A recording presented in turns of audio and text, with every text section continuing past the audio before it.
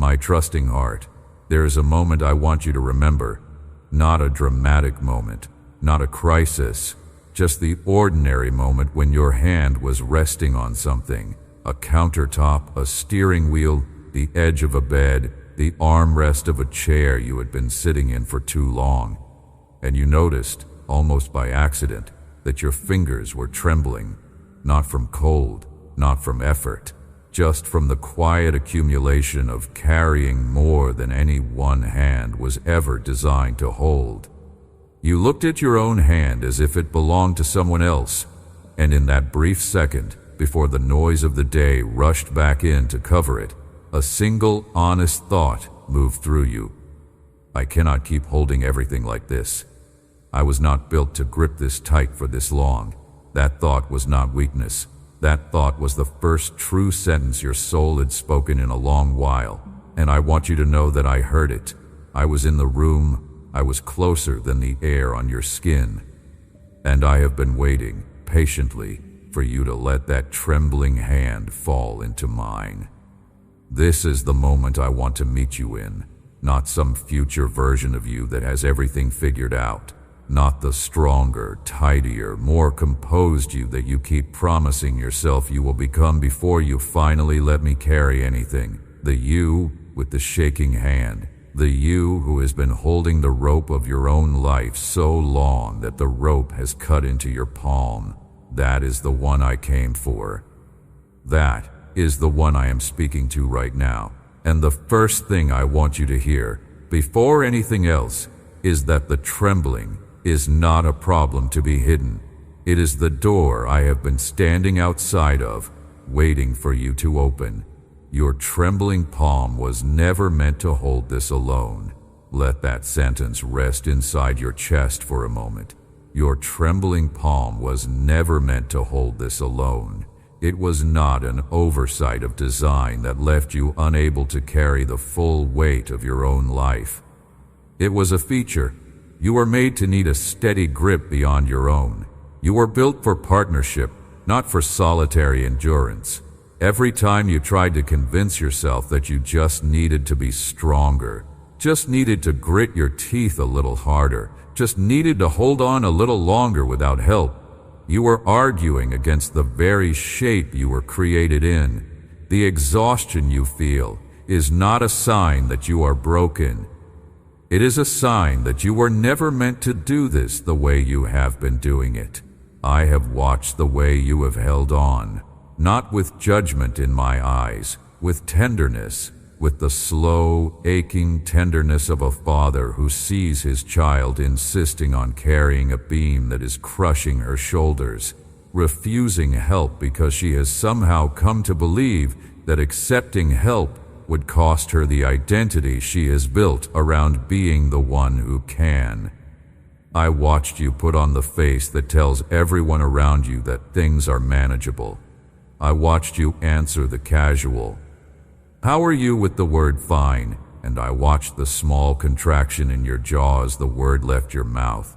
Because fine has been doing so much work in your vocabulary lately, it has been holding back whole paragraphs. It has been standing guard in front of rooms inside you that you are not ready for anyone else to see. Fine has become the wall. And behind the wall, the hand has been trembling. I am not asking you to tear the wall down on your own. I am not asking you to perform a great act of emotional courage that exhausts the last reserve you have. I am asking something much simpler. I am asking you to let one finger uncurl. That is all. Just one finger. Loosen your grip on just one thing. The thing you have been holding tightest. The thing you have been most afraid to release because you have been convinced that if you let go of it, everything else will collapse. Let that one finger open. Let it relax and feel for the first time in a long while what it is like to not be the only one holding. I want to describe to you what has been on the other side of your grip this entire time. Because there is a picture you have been carrying that is not the true picture, and the true picture is going to change how you feel about letting go. You have been imagining, whether consciously or not, that if you release your grip, there is nothing underneath, that you are suspended over emptiness by the sheer force of your own holding on, that the moment your fingers open, you will fall into a space with no floor. And so your fingers have not opened. Not really. Not in the way that counts. They have maintained the clench even when your mind knew in some distant theoretical way that trust was supposed to be the answer. Because the body does not release based on theory, the body releases based on trust, and trust requires seeing what is actually underneath. Here is what is actually underneath, not emptiness, a hand, a steady, open, unhurried hand that has been held out below yours the entire time. A hand that does not tremble, not because it has no feeling, but because it is attached to the one who does not move when the ground moves. A hand that has been in position since before you were born, patient through every tightening of your grip, never withdrawing, never growing tired of waiting, never saying it was too late or that you had clenched for too long. My hand has been under yours. Every time you thought you were holding yourself up alone, my hand was catching the weight you did not even know was being redistributed.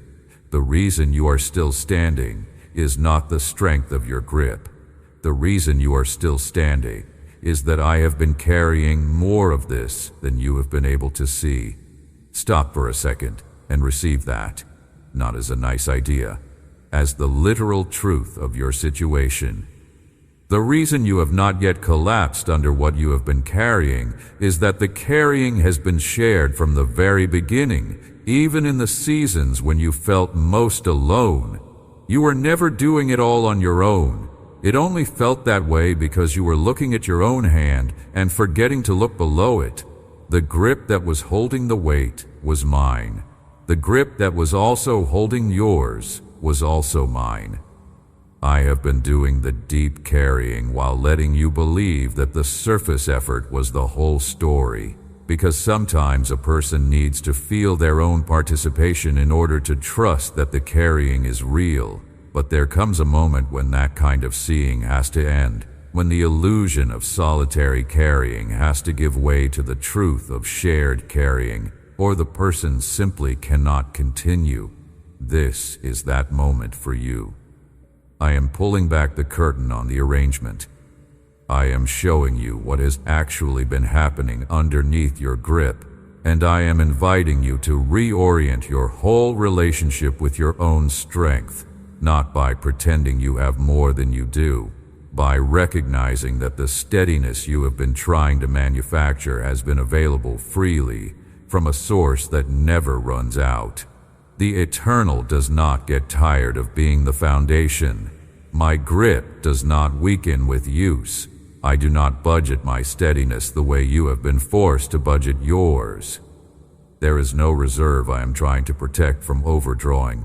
You can pour the full weight of your life into my hand, and my hand will not sag. You can release every finger at once without a gradual handover, without a trial period, without an emergency exit, and my hand will simply receive what yours has been straining to hold.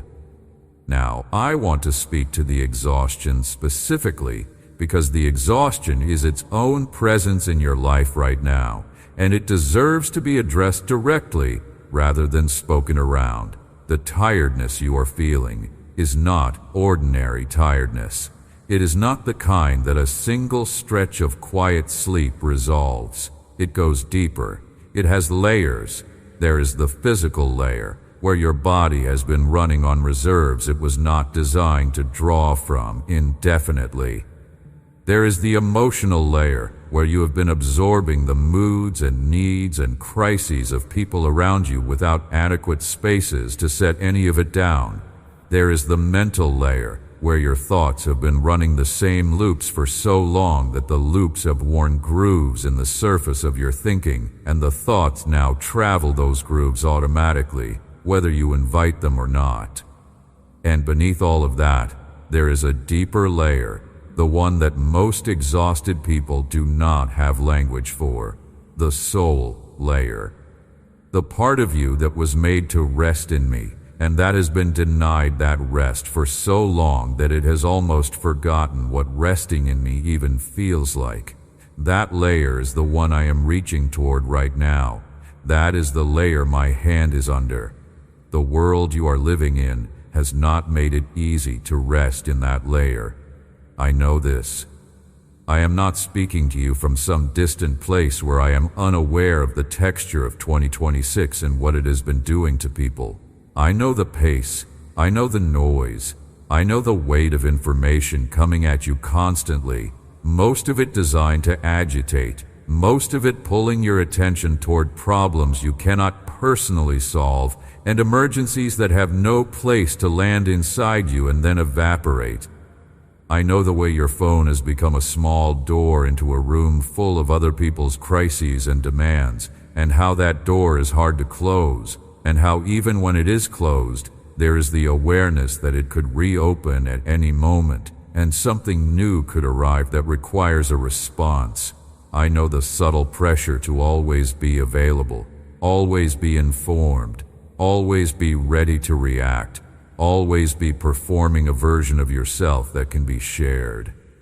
The architecture of your days has been shaped, in part, by forces that profit from your inability to stop, and stopping has become, for many people, a kind of quiet rebellion, not just a personal recovery, but a refusal to go on, participating in their own unraveling. I am inviting you into that rebellion, not as rage, as rest, as a deliberate, patient, trusting release of the belief that you have to be everywhere, respond to everything, solve every problem that lands in your field of view. That belief is not from me. I have never asked you to carry the weight of a world I am already holding. I have never required you to be the emergency response system for situations I am already present in. The pressure you feel to be constantly on is not originating from heaven. It is originating from a culture that has forgotten the shape of its own soul, and you do not have to remain shaped by that culture. You can step out of its rhythm and step into mine. The rhythm of mine is slower. It has more breath in it. It has actual silence, not just the absence of sound, but the fullness of presence that silence makes room for. And in that rhythm, your trembling begins to still, not because you willed it to, because you finally stopped doing the thing that was making it tremble in the first place. The fog you have been walking through is not an accident of circumstance. It is the natural consequence of trying to navigate with resources that were never meant to handle what you have been handling. When a person tries to see clearly while their soul is depleted, the vision gets hazy. Everything starts to feel uncertain. Decisions that used to be simple become tangled. Paths that used to seem obvious become obscured. The fog is not always out there in the external world. Sometimes the fog is the internal condition of someone whose reserves have been running low for so long that clarity itself has become a luxury they cannot quite afford. If this is where you are, I want you to understand something. You are not lost because the path disappeared. You are having trouble seeing the path because the one looking at it has not had anything restore her sight in a long time, and sight is going to return. Not because you strain harder to see, because you let the weight fall into my hand and your eyes begin, gradually, to adjust back to a softer light. Something is already being built for you while you walk through this fog. I want to pull back another curtain and let you see it. You have been so focused on the difficulty of the present that you have not had much capacity to consider what has been under construction in a place you cannot currently see. But construction has been happening, not loud construction, not the kind that sends notifications, the kind that happens in the hidden places, the kind that arranges the beams and sets the foundations and frames the walls of a dwelling that is being prepared specifically for someone with your name on the door. The home you are being led toward is not a fantasy. It is not a metaphor that sounds nice at funerals but has no present reality. It is a real place, in the deepest sense of real, built by the hands of the one who made realness itself. And it is being prepared for you, not as a reward you earn, as an inheritance you receive, not because you got everything right on the journey, because you belong to the one who built the destination. The home was built before your journey began. Let those words settle inside you, the way warmth settles into a room after the fire has been burning long enough. The home was built before your journey began. The destination is not in doubt. The arrival is not conditional on whether you walk this next mile with perfect clarity or perfect composure. The place has been ready since before you took the first step, and the steps you are taking now are not steps toward a home that might or might not be there at the end. They are steps toward a home that is already standing. Its foundation has already been poured. Its walls have already been raised. The light inside its windows has already been lit, and it has been burning patiently, waiting for the moment you come into view on the road and see it for the first time. Nothing you are walking through right now is going to change whether that home exists. That is a settled matter. What is still being settled is only the quality of your walking, whether you continue to carry what is not yours to carry, or whether you finally let it go and walk the rest of this road the way you were always meant to walk it, unburdened, accompanied, anchored to a destination that does not move. Let me say something about the architecture of that home, because I think some of the fear you are carrying comes from not knowing what kind of place you are being led toward. You have been imagining, maybe without realizing it, a kind of generic heavenly waiting room, something pleasant but impersonal, something beautiful but not particularly yours, and that image has made the journey feel like an endurance event. Get through this life, collect your participation reward, find out what the general arrangement is. But that is not the true picture. The true picture is much more personal than that. The home I have been preparing is not generic. It is not one of 1,000 identical units in a celestial complex. It is specific. It has been shaped with your particular heart in mind.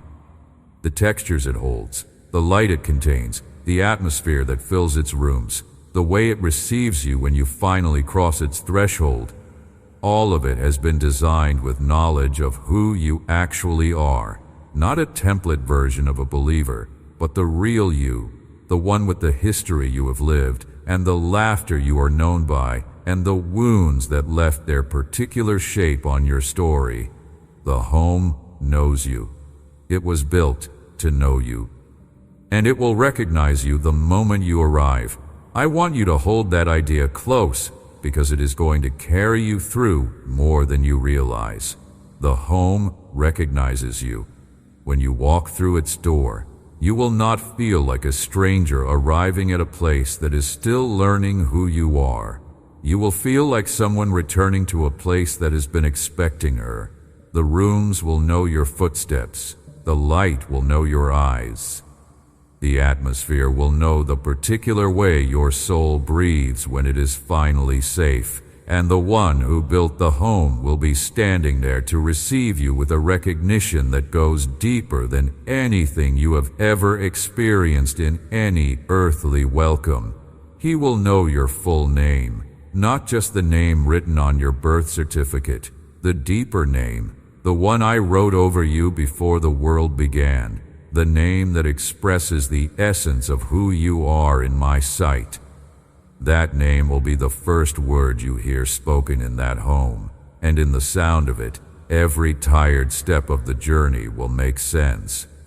But I do not want you to live only for that arrival. I want you to understand something about the architecture I'm describing. The home is not only future, it is also present. The peace of that home is not locked up in another dimension, available only after a certain crossing. The peace has been released into your current life in portions that you can receive right now, today, in this very season, while you are still walking. When you let your trembling hand rest in mine, some of that home peace flows up through my grip and into yours. It enters your body. It settles into the layers of you that have been most depleted. It begins to restore the part of you that was built to rest in me and has not had the chance in far too long. This is not a metaphor. This is the actual mechanism of how rest gets into a weary soul. It flows from the destination through the hand of the guide into the traveler who has finally stopped trying to carry what the guide was always going to carry. You can start receiving the architecture now. You can start living inside its peace now. The walk has not ended, but the home has begun to reach forward and touch the walker. This is what I mean when I speak of promised peace. Not a peace you will eventually get to if you endure long enough. A peace that is a promise, meaning it has already been given, meaning it is already yours by covenant, meaning the only remaining question is whether you will open your hand to receive what has already been placed in it. The promise is not a future commitment I am still deciding whether to fulfill. The promise is a settled transaction. I have already given the peace. The only thing that has kept you from experiencing it is the grip you have maintained on other things, not because I withheld, because your hand has been full of things you were never meant to keep holding, and a full hand cannot receive what is being offered. An open hand can. That is the entire mechanism of faith, not the summoning of some rare internal resource, just the opening of a hand. Think about the specific shape your exhaustion takes when no one is watching. Not the public version, the one you present when a coworker asks how your week has been. The private version, the one that shows up in the late part of the afternoon when the tasks have not been completed and the inbox has not been emptied, and the small to-do list on the corner of the desk has quietly grown a second page. That is the version I want to address. Because public exhaustion is one thing, and it has its own dignity, but private exhaustion is deeper. Private exhaustion is the place where the pretense finally drops, and the real condition of the soul becomes visible, to you, if to no one else. And often, even to you, it becomes visible only in glimpses, because the habit of covering it over has become so automatic that even in solitude you hide it from yourself. I want the glimpses to become steady sight. I want you to stop looking away from what is actually happening inside you. Not because looking at it will fix it, it will not by the mere act of looking, but because looking at it is the first honest step, and honest steps are what I work with. I do not work with pretending. I work with truth, because truth is the only material a real rebuilding can be made from. So look at the tired place. Look at the part of you that has been running on fumes for longer than you want to admit. Look at the quiet grief underneath the productivity. Look at the relationships that have thinned, because you have not had the inner reserves to tend them the way you wanted to. Look at the small resentments that have been gathering because you have been giving from a well that stopped refilling a while ago. Look at all of it, not to judge it, but to simply see it, the way a physician looks at a patient, not to condemn the symptoms, but to understand what the body's asking for. And while you are looking, let me be the one looking with you. You do not have to do this seeing alone. I am beside you, seeing the same things you are seeing, and my seeing is not clinical. My seeing is warm. My seeing is protective. My seeing is the seeing of someone who loves what is being looked at. When a tender thing is seen by tender eyes, it does not shrink the way it does when it is seen by harsh eyes. It expands. It feels safe to be seen. It stops hiding. And the hiding itself was costing you a great deal of energy, because hiding takes work. When the hiding stops, a whole room of energy comes back to you. Energy you did not know you were spending on the effort of concealment. That energy returns to its rightful uses. It returns to your body, where it can be used for actual living. It returns to your thinking, where it can be used for actual discernment. It returns to your love, where it can be used to care for the people in front of you without being taxed by the background drain of self-performance. There is something I want you to understand about the season you are in. It is not a punishment. It is not evidence that you have fallen out of my favor. It is not a sign that I am withholding. Seasons of depletion come even to the most faithful travelers, because the road is long and the terrain is not uniform. There are stretches of the journey that require more from you than others, and there are stretches where the resources you arrived with have been spent and have not yet been replenished. This is one of those stretches, and the stretch is not an accident. It is actually part of the path, because something in you was meant to discover in this particular stretch that the resources you had been relying on are not the deepest resources available to you.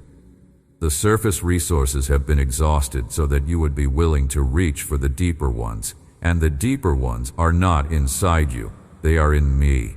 The stretch of road you are walking was designed, among other things, to bring you to the end of your surface resources so that you would be willing to lean, for the first time in a while, on the underneath resource that has been waiting for you all along. This is a gift disguised as a difficulty. I know that is hard to hear when the difficulty is the thing you are feeling in your body right now. But I am telling you the truth of what is happening, and the truth is that the exhaustion is pointing you toward something. It is pointing you away from self-reliance and toward shared reliance. It is pointing you away from the fiction that you could be self-sufficient if you just worked harder, and toward the reality that you were made for a sufficiency that comes through connection with me. When you reach the end of the surface, you discover the underneath, and the discovery of the underneath is one of the most important things that can happen to a soul that has been living too long on surface. So the depletion is not your enemy. It is a messenger. It is delivering a piece of news that could not have been delivered in any other way, because any other way of delivering it would have been ignored. Only the depletion has the credibility to get through to you now. And the message it is delivering is simple. You were made for the deeper source. Come home to the deeper source. Coming home to the deeper source does not require anything elaborate. It is not a ritual. It is not a performance. It is not a set of words you have to say in the correct order. It is a posture, a turning, an inner leaning toward me, the way a plant leans toward the window where the light comes from. You do not even have to generate the leaning out of your own willpower. You only have to stop resisting the leaning that your soul has been wanting to do all along. Your soul has been reaching for me. It has not stopped reaching. Even in the seasons when your mind was too distracted to notice, the deeper part of you has been leaning toward the light. All you have to do is stop arguing with that leaning. Let it happen. Let your soul go where it was already going.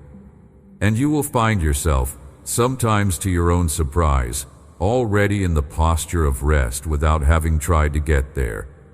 Walk with me through the veil for a moment. Not a literal veil. The veil I mean is the thin, almost translucent separation between what you can currently see and what is actually happening in the larger reality that contains your life. You have been living as if the visible layer were the whole story, as if the circumstances in front of you and the thoughts inside your head were the complete accounting of what is real. But they are not. They are one layer. There are other layers, and those layers are not less real because you cannot presently see them. They are more real.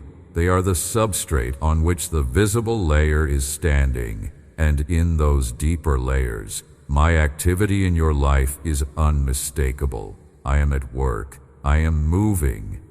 I am arranging things for your good in ways that have no visible signature in the layer you currently perceive. The absence of visible evidence is not the absence of actual activity. It is only the absence of your sight reaching far enough. When I invite you to walk through the veil, I am inviting you to trust the deeper layer, even when the surface layer has not yet updated, to act on the truth of what I am doing, not the appearance of what is not yet shown. To let your heart rest on the substrate, even while your senses can only see the surface. This is not pretending things are different than they are. It is seeing things more completely than you have been seeing them. The surface is real, but it is not the whole of the real. And a soul that only trusts the surface will be shaken every time the surface shifts. A soul that trusts the substrate remains steady even in the middle of surface turbulence because it is anchored to something deeper than the wave. Your trembling palm was never meant to hold this alone. I am saying it again because I want it to sink past the layer of your mind that hears and goes on and reach the layer of your heart that believes. Your trembling palm was never meant to hold this alone, and the grip that is waiting for yours is not a distant spiritual abstraction. It is a present, specific, personal steadiness that has been holding out its offer since before you knew you needed it. You do not have to travel to some high spiritual state to access it. You do not have to earn a certain level of faith before you qualify. You qualify because you belong to me. That is the only qualification, belonging. And if you are hearing these words and something in you is stirring in response, that stirring is evidence that the belonging is already there. I am not speaking to strangers. I am speaking to my own. And to my own I am saying, let go. Let the hand open. Let the weight fall. My hand is under yours and has been the whole time. I want to walk you gently through what the letting go actually looks like, because I do not want you to leave this moment with a principle you do not know how to apply. Letting go does not mean becoming passive about your life. It does not mean refusing to take action, refusing to plan, refusing to engage with the genuine responsibilities in front of you. Letting go is not a collapse into indifference. It is a reorientation of source. You continue to act, but the source of the action is no longer your grip. The source of the action is my hand underneath yours, providing the stability from which action can happen without desperation. You continue to plan, but the planning is no longer an attempt to control outcomes from a position of fear. It is a collaboration with the one who already knows the outcomes. You continue to care about the people and situations in your life, but the caring is no longer an attempt to carry their weight on your shoulders alone. It is a caring that flows through you from a source deeper than you, so that you can give without being emptied. The difference between carrying and collaborating is enormous, and most of the exhaustion you are feeling comes from not having made that distinction clearly. Carrying means you believe the weight is yours, and your job is to keep it from crushing you, and any failure in that job will result in disaster. Collaborating means you understand that the weight is ultimately mine, and your job is simply to partner with me in whatever portion I am asking you to handle today, and the outcome is secured by my faithfulness, not by your heroics. Carrying is a solo act with infinite liability. Collaborating is a partnership with defined scope, You are being invited out of carrying and into collaborating. That invitation is not a demotion. It is a promotion into the actual role you were designed for. The role of the solo bearer of everything was never yours. It was a role you took on because no one told you it was not assigned to you. I am telling you now, it was not assigned to you. Set it down. Listen to what happens when you set it down. There is a quiet that comes. Not immediately, not all at once, but in the minutes and hours after the release, a quiet begins to move into the spaces where the clenching used to live. The internal volume turns down, the frantic calculations slow. The part of you that has been running constant simulations of worst-case scenarios starts to notice it no longer needs to run them because someone else is already handling the actual scenarios. The simulations were compensation for a vigilance you thought you had to maintain alone. When you no longer have to maintain it alone, the simulations become unnecessary, and the engine that was running them can finally power down.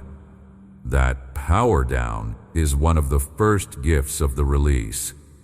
Your internal machinery gets to rest, not because the situation is resolved, because the situation no longer requires you to be the sole monitor of it. Another gift is that you begin to notice things you have not had the bandwidth to notice in a long time. Small kindnesses in the environment around you, the way light falls across a floor in the afternoon, the expression on a loved one's face when they think no one is watching, the flavor of food you have been eating without tasting, the softness of fabric against skin. These are not trivial. These are the small evidences of a world that has been offering itself to you continuously and that you have been too occupied to receive. When you release your grip, receiving capacity opens up inside you. The sensory world comes back. The emotional world comes back. The spiritual world comes back. You begin to re-inhabit your own life, which is something that most tired people have not actually been doing. They have been managing their lives from a distance, like someone operating a drone, without the embodied presence that makes a life feel like yours. Release restores that presence. You come back into your body, back into your days, back into your own skin, and the coming back is itself a deep rest. Another gift is that you begin to hear my voice more clearly, not because I start speaking louder, because the noise that was filling your inner world was partly the noise of your own clenching, and when the clenching eases, the volume of my speaking, which has been constant, becomes audible in a way it was not before. I have not been silent during your exhaustion. I have been speaking, quietly, patiently, continuously, the way a parent hums near a child who is trying to fall asleep. My voice has been a low, steady music in the background of your life. Your overwhelm has been drowning it out. When the overwhelm quiets, the music comes forward. You start to hear it again. You remember the tune. You realize you have always known it, and the recognition is its own restoration. I want to give you a picture that might help you hold on to all of this in the days ahead. Picture a narrow bridge over a river of fog. You have been walking on that bridge for a long time, gripping the rails with both hands, barely able to see a step ahead of you. The fog rises and falls in waves. Sometimes you catch a glimpse of what seems like solid ground in the distance. Most of the time you see nothing but the next plank in front of you and the swirling mist that makes even the next plank uncertain. You have been telling yourself that if you let go of the rails even for a second, you will fall. And so you have been walking with your hands locked in a grip, your shoulders tense, your breath shallow. The walking has been grim and effortful and lonely. Now see me walking beside you, not ahead of you, where you cannot reach me, not behind you where you cannot feel me, beside you. My hand is already under your hand on the rail. My steps are in rhythm with your steps. My breathing is matched to your breathing, the way a parent's breath settles a restless child. I have been here the whole time. You have been so focused on your grip that you have not had the eyes to see my presence beside you. But I am here. And I am saying to you gently, you do not have to hold the rail with both hands anymore. One hand is enough. The other hand can rest in mine. The rail will not hold you up. My hand will. The rail is incidental. The hand is the actual structure that has been keeping you upright. And the moment you let your second hand fall into mine, something in your whole body will release. The shoulders will drop. The breath will deepen. The pace will ease. And the bridge, which seemed so treacherous a moment ago, will reveal itself to be much wider than you thought, much more solid than you feared, built by the same hands that are now holding yours. That is where I want you to live. Not on the version of the bridge where you walk alone with clenched hands and fog in your eyes. On the version where you walk beside me, one hand in mine, the other free to do the ordinary work of the journey without bearing the weight of your own safety. Your safety is not yours to carry. It is mine. It has always been mine. I have been carrying it since the first step you took, and I will be carrying it through the last step. And in between, I am asking you only to walk with me, not to hold yourself up by your own grip on something that was never meant to be your foundation. The fog is not going to stay forever. I want you to know that too.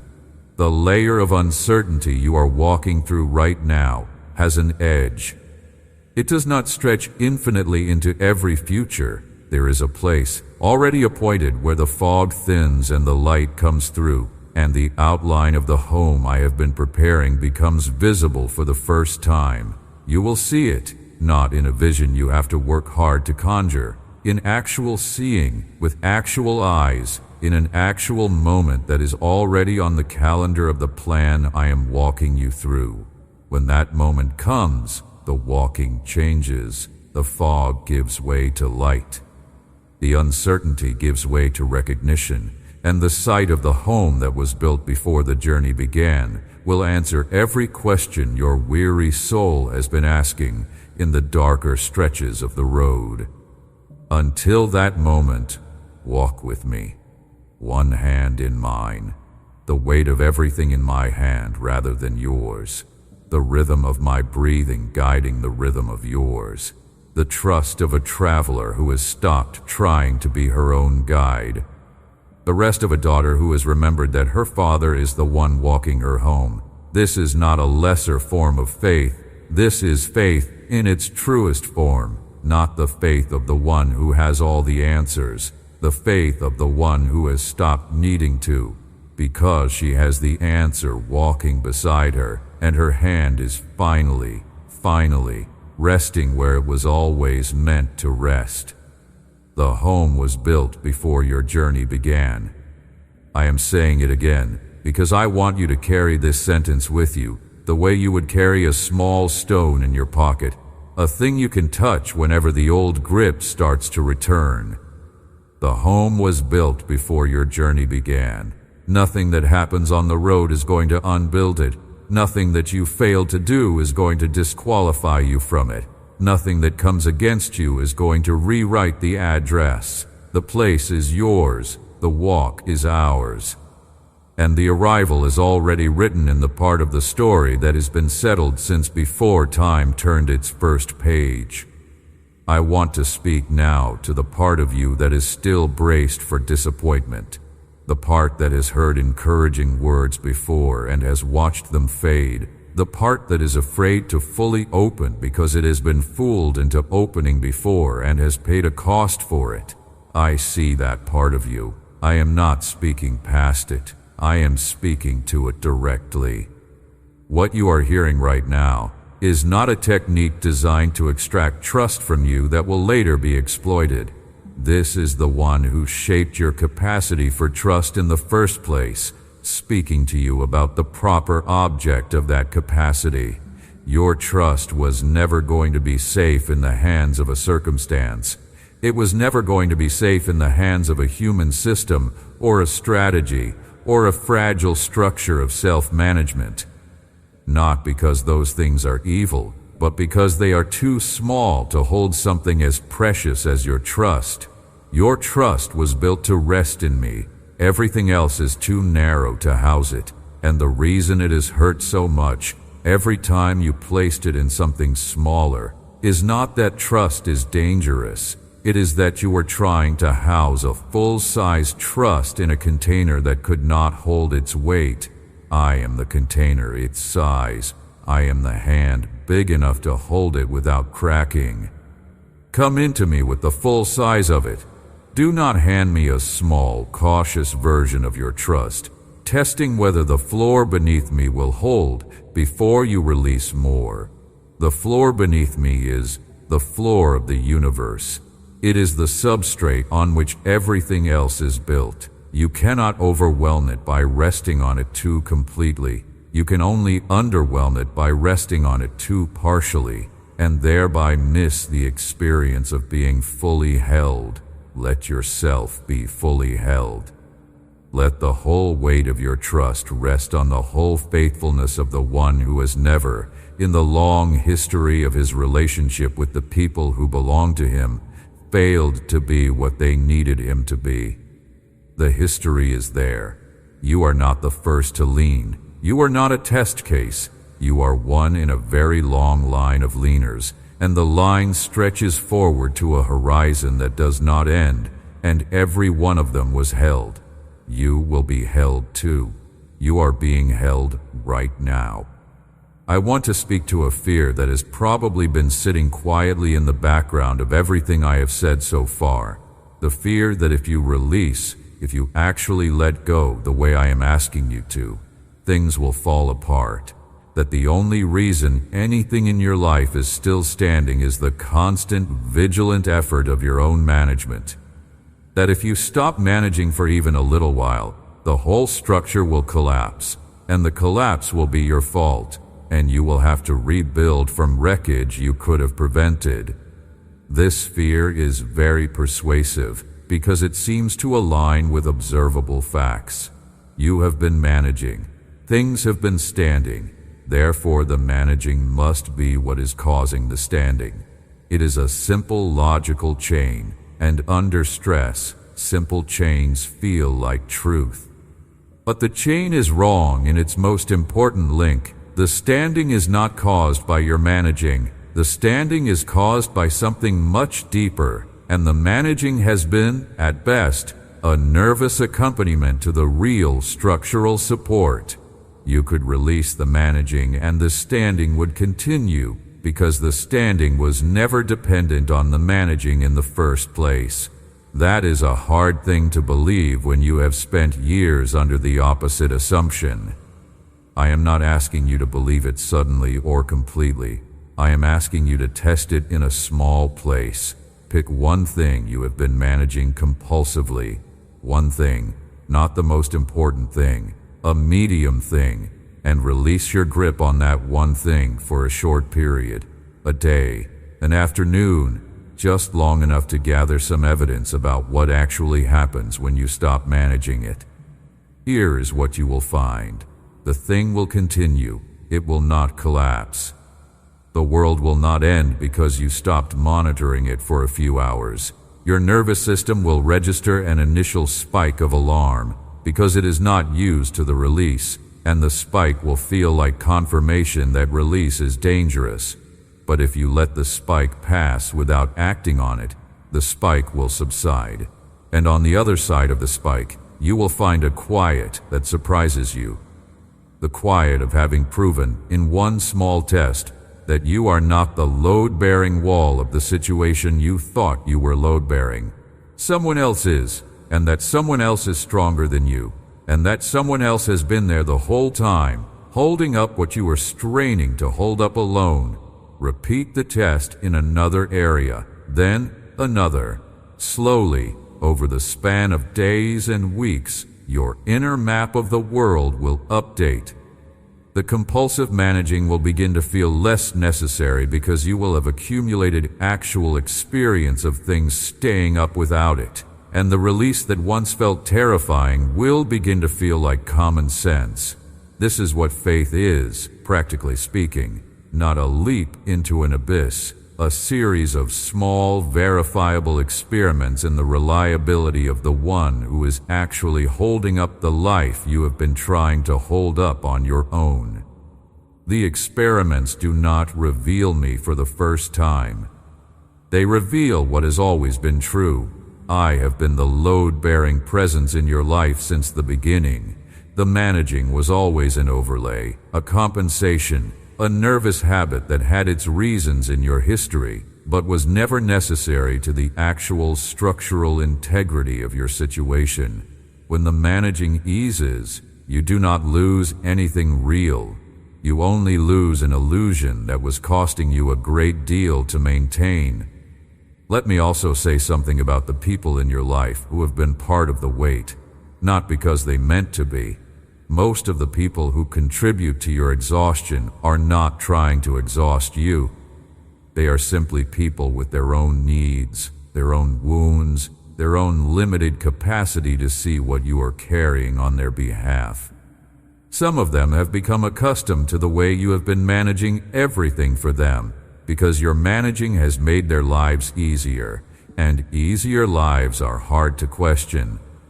You may feel guilty about the idea of stepping back from that role, because stepping back means that some of the weight will land in places it has not been landing. People will have to handle things they have not been handling. There will be a period of adjustment, and the adjustment may be uncomfortable for them, and you may feel the old pull to rescue them from their discomfort by taking the weight back onto yourself. Do not take the weight back. I am going to be in that adjustment with them. I am not asking you to release them into a vacuum where no one is caring for them. I am asking you to release them into my care, which is deeper and more sufficient than yours ever was. I can meet their needs in ways you could not, because I am not limited the way you are limited. When you stop being their sole source of support, the space that opens is not empty. It is filled with a presence that was always ready to be their support directly, but that could not reach them as fully as long as you were mediating everything on their behalf. Your stepping back is not abandonment. It is a creation of room for a more direct connection between them and the one who can actually sustain them. You were never meant to be their God. You were meant to love them alongside me, not in my place. That is the structure of love that actually nourishes everyone involved. Love from a full source, not love from a drain source. Love that flows through you from the underneath well, rather than love that has to be generated by your own willpower because you have not been drinking from the underneath well yourself. When you reconnect to the source, the love becomes abundant again. It stops being a depleting transaction and becomes a flowing river, and the river feeds both the ones you love and you yourself. No one has to be starved for the giving to happen. Everyone gets fed. That is the economy of heaven, and it is the economy I want to bring you back into. The exhaustion is going to lift, not because I am snapping my fingers and dissolving every hard thing in your life, because a soul that has stopped carrying what it was not meant to carry begins, naturally, to restore itself. You were built to recover when the wrong weights come off. Your system is self-healing in the layers that matter, as long as the clenching stops. The body knows how to rest when the mind finally permits it. The heart knows how to open when the fear finally releases its claim on it. The spirit knows how to soar when the tether of obligation to things you were never meant to be obligated to is finally cut. All of these healing systems are already inside you. I put them there when I made you. They have been waiting patiently for the conditions that allow them to work. And those conditions are what I am giving you now. The condition of release, the condition of being held, the condition of knowing that the home is already built and you cannot lose your place in it. I want you to do something small, right where you are, as these words move through you.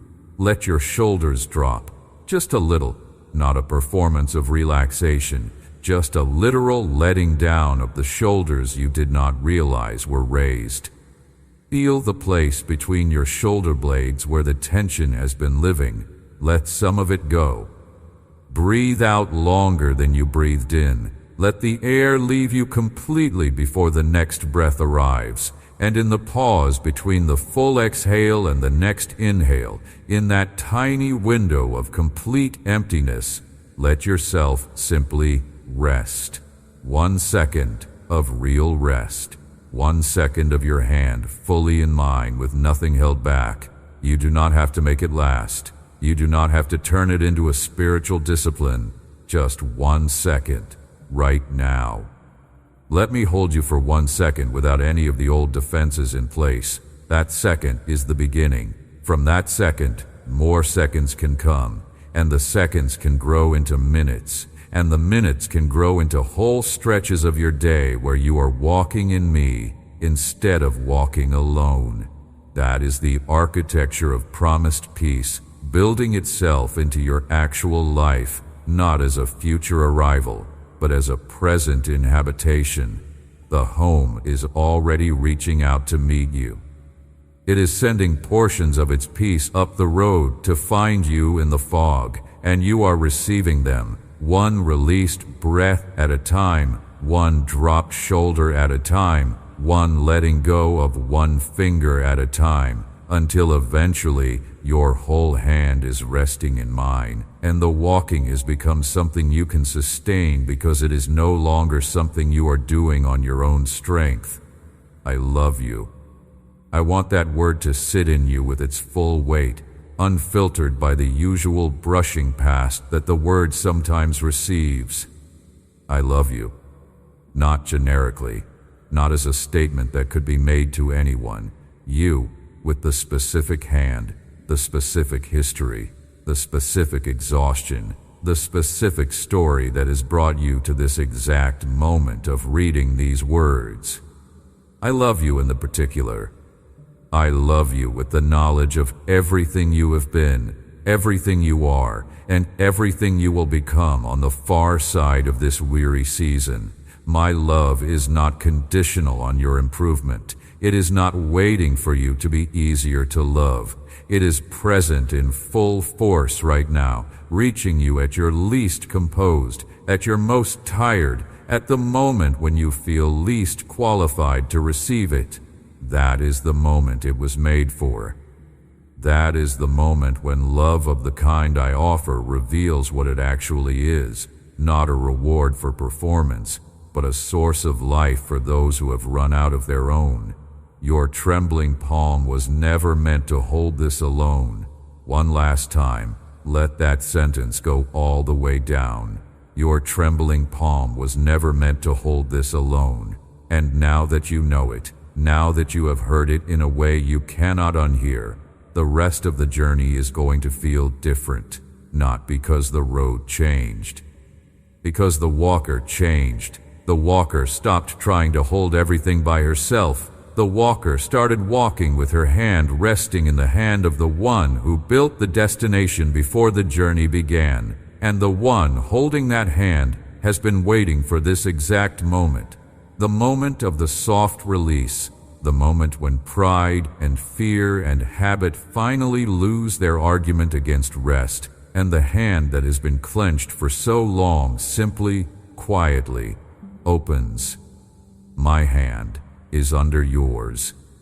It has always been. It will always be. Walk with me now. Amen. If these words found you where you needed them most, do one small thing before you go. Type Amen in the comments, not as a formality, but as a mark that says, yes, this was for me. Yes, I am letting go. If something in this message moved through the tired layers of your heart, share it with someone whose grip has been trembling too. Subscribe so the next message finds you. and click the bell to be notified when it arrives. Thank you for being here, for listening with your whole heart, and for letting this message reach the place inside you that was made to be held. You are not walking alone.